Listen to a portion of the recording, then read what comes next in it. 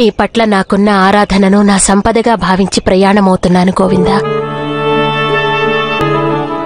నా ధర్మాన్ని రక్షించేది, పరీక్షించేది సదా నీవే కదా గోవిందా.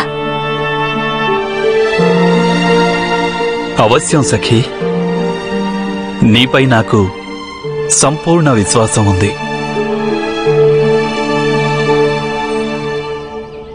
ఒక విషయం గుర్తుంచుకో, భర్త ప్రేమ శౌర్యంలో కనిపిస్తుంది, ఇక భార్య ప్రేమ ఆమె చూపే ధైర్యంలో ఉంటుంది. దీనికి ఇంకొక అర్థం కూడా ఉంది. సంకట పరిస్థితులు వచ్చినప్పుడు భర్తలో ధైర్యం, అలాగే భార్యలో శౌర్యం ఉండటం అవసరం.